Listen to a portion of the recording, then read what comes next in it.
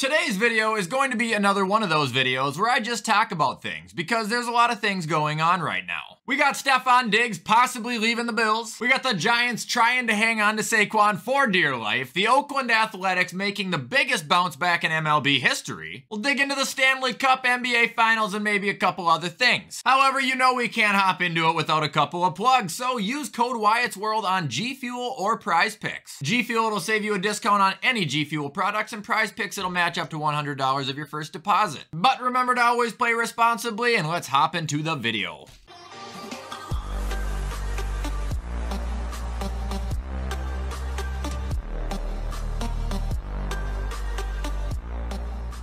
So first and foremost, what in the world is going on with Stefon Diggs right now? For those who haven't heard, he was the only player not to show up to the Bills' mandatory camp yesterday. This has sparked, of course, a ton of rumors in circulation about things that could possibly be going on, but I think I have figured it out. So after Schefter broke the news that Diggs was not there, he also got word from Diggs' agent. He said that Diggs is in Buffalo, has been in Buffalo since yesterday morning, which would have been Monday. He took his physical, met with the head coach and GM the past 2 days, and the Pro Bowl wide receiver will be there for the entirety of minicamp. So that answers the question of where is he, but presents another one of what is going on. Well, after doing some more digging yesterday, it kind of even gets more weird because the Buffalo Bills official Twitter is acknowledging this situation. They said all love for 14 and had a quote of Josh Allen saying, "I know we're working on things internally. I love Steph. I've got his back no matter what." What does this mean? We don't know, but I do think it is good news that Diggs is in Buffalo. I think it's very encouraging news that his agent is saying he is gonna be present. And honestly, the fact that Diggs was quoting a song on his Instagram story yesterday about people capping leads me to believe this might just be a gigantic false alarm, I hope.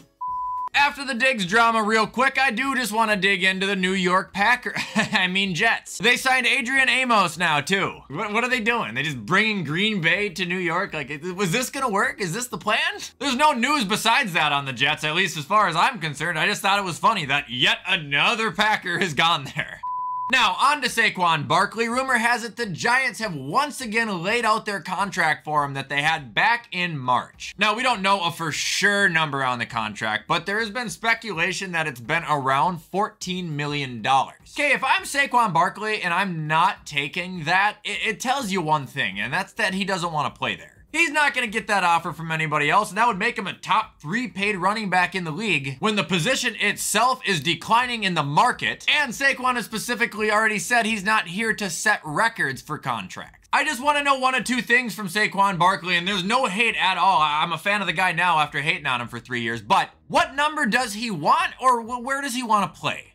One final piece of NFL news before we move on to baseball. I want to talk about the global sensation right now known as Baby Gronk and his piece of shit father. For those who don't know, there is a kid circulating the internet right now who is a young football player that is obviously going by the name of Baby Gronk. Now, this kid is an absolute stud, no doubt about it. But after digging more into what's going on with him, kind of turns out that his father is a huge piece of shit. And I mean a massive piece of shit. And I mean massive. This is a story about a kid's father trying to live through his kid. This kid is never going to get an opportunity to be a kid because his father is going to force him into just working out, saying obnoxious things on the internet to get publicity, and doing whatever he can to get his kid into the league so he can get rich. This is one of those things that you might see and go, wow, that's very cool, and which it is. That's awesome that the kid is that talented, but we gotta also understand it's at the expense of a childhood, and I think as a society, we need to see these kind of videos and shut them down, which is kind of happening right now, and that's good on society.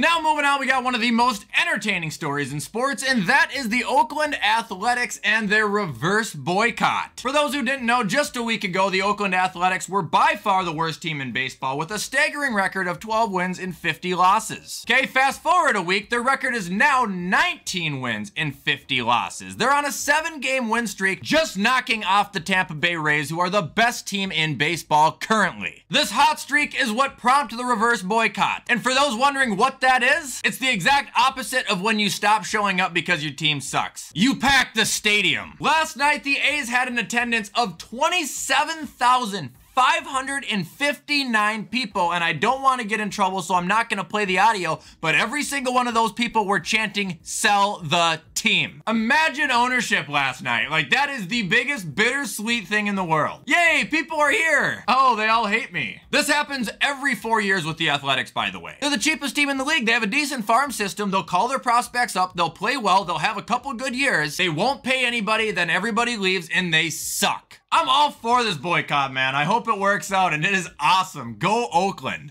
And now we'll move on to the NBA Finals very briefly. Congratulations to the Denver Nuggets on winning the championship. I am just so happy that the finals are over because I now no longer have to get asked every day what my thoughts on games 2, 3, 4, 5, 6, 7, 8, 9, 10 are. I know there's only 7, but jeepers, man. I tried to tell people daily that other than the Timberwolves, I don't watch basketball. Actually, the only part of the finals I paid attention to was the ceremony afterwards because watching, I'm sorry, I'm gonna butcher his name. Is it Jokic? The Joker, after watching him, man, I just felt terrible in his post interviews. That guy just wanted to go home so bad. Everyone's partying, everyone's living it up, and he literally just wanted to go home and go to bed. That guy's so relatable because that's exactly how I would be, man. I hate partying. I wouldn't want it at all. I remember when I bowled my 300, I left instantly. I remember the following week, people had to come up and give me handshakes because I left that fast where they weren't even able to congratulate me. Seriously though, congrats to Denver and congrats that I don't have to get asked about basketball for like 8 months.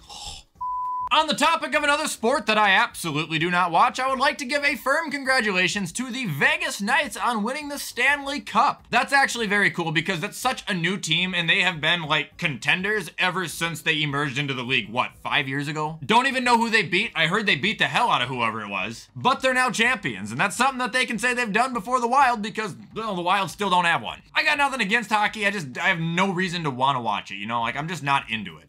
Before we move on to the last topic of the day, I do just want to plug my Twitch stream really quick. If you guys didn't know, I have been streaming very regularly back on Twitch. I'm talking 3, 4, 5 times a week I've been on. I do just ask that if you stop in though, please don't spam, don't backseat game, don't tell me what to play, and please, please, please, don't just sit there and try to get my attention to the point where you get banned by my mods. When everyone's just hanging out with each other, man, Twitch is actually a super fun experience. Anyway, on to the last category. It is once again WWE, so if you don't like WWE, thank you for watching this video, and I will see you in tomorrow's, hopefully. If you do like WWE, I would like to vent one thing on it, and that is the product as a whole right now sucks. Still got superstars from both shows interchanging. Still got the Bloodline storyline taking up all of SmackDown. Still got Cody coming out and talking about finishing the story. And now that they've got 2 world titles back, they're already making one of them feel like it's the mid-card 24/7 championship. They're booking Seth's title matches 3 matches in advance of the last one. So we know he's not gonna lose Monday. We know he's not gonna lose to Braun Breaker. We know he's not gonna lose that Money in the Bank. Why is he defending the title this much? He's a fighting champion. Okay, he's making it irrelevant. When I was a kid, it was John Cena, Triple H, Edge, Undertaker, Batista, Randy Orton. They were the champion. They were around on every show, main eventing every show, and then they would defend their belts on every pay-per-view about once a month, not 4 times a fucking week. That's what WWE is now. We get Roman defending it 3 times a year or Seth defending it 4 times a month. Like, I don't like anything going on right now in it. I really don't. I didn't watch Raw. I don't plan to watch SmackDown. I really don't want to even watch Money in the Bank. It's repetitive. For once in my life, I'm actually saying this. I enjoy Dynamite more than I enjoy the WWE because it's different. Anyway, guys, that is going to be all for this episode of me talking about random things. I hope you guys do enjoy these videos. If you want to see them returning on a weekly basis, just keep hitting the like button and I'll bring them back. Plan to have a vlog out for you guys hopefully tomorrow. If it's not tomorrow, hopefully by Friday. And if I don't, I'm sorry, but I'm trying. Anyway, with everything I just said, you guys know the drill. I'm going to hop off and get this edited so you guys can watch it on time. Show any support. I appreciate it. And as always, I will see you in the next video.